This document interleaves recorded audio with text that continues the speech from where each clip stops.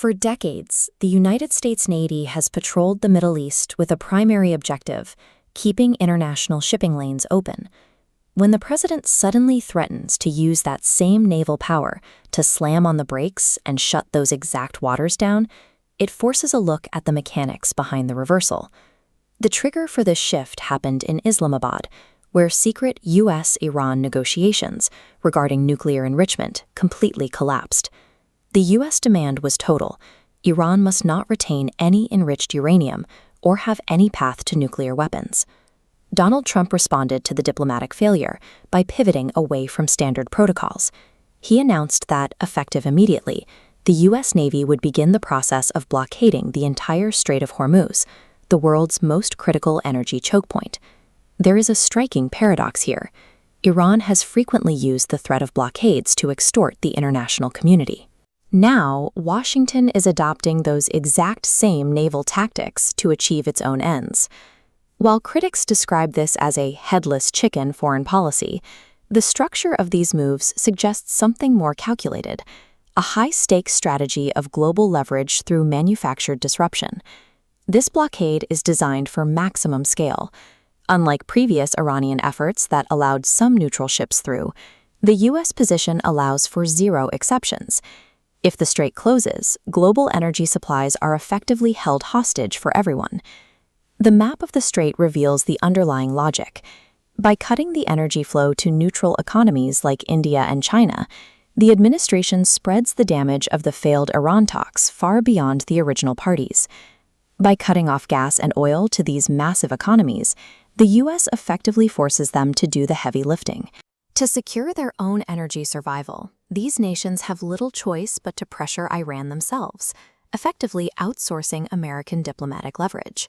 This pressure is not confined to the water. The administration is extending its reach into the industrial and military sectors of other global superpowers. The White House issued a specific warning: any country caught supplying military equipment to Iran, particularly China or Russia, will face a 50% tariff on their exports to the United States.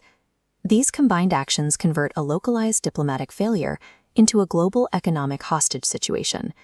It is an attempt to force international compliance through the threat of systemic collapse. To maintain this strategy, the administration has performed a sharp diplomatic pivot toward the hosts of the failed Islamabad meeting, Pakistan. In a move that surprised regional analysts, Trump publicly praised Pakistani military leaders and Prime Minister Shehbaz Sharif, labeling them extraordinary and competent men. The justification for this praise was an exaggerated claim that Pakistani leadership had saved 30 to 50 million lives by preventing a horrendous war with India, a scenario that intelligence reports haven't corroborated. This narrative inversion has caused immediate damage in New Delhi. Indian leadership views this elevation of their primary adversary as a direct betrayal. While long-standing defense agreements like LAMOA and SISMOA remain in place, the core trust between Washington and New Delhi is being eroded in favor of these unpredictable narrative games. This chaos strategy operates by sacrificing reliable, long-term democratic alliances to generate immediate, unpredictable leverage elsewhere. While the world grapples with the geopolitical fallout, a very different set of consequences is playing out within the United States' own financial systems. Data shows that massive, highly specific trades are being placed on Wall Street on Sundays, just hours before the president releases his most disruptive policy announcements. Anonymous entities are reportedly making bets ranging from $500 million to nearly $1 billion. These players appear to be front-running the market's reaction to the administration's sudden foreign policy shifts. Internal White House warnings have been issued to staff regarding information leaks and prediction markets. Yet these billion-dollar trades continue to occur in plain sight, just before the volatility hits. This manufactured unpredictability serves as a smokescreen, masking what appears to be aggressive and lucrative financial exploitation occurring behind the scenes of global crisis. Weaponized chaos may eventually force adversaries to negotiate, but the method carries a heavy price for international stability.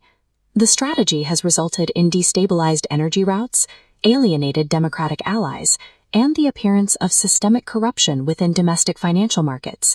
When a global superpower replaces statesmanship with calculated unpredictability, the global kingdom begins to look less like an empire and more like a dangerous circus.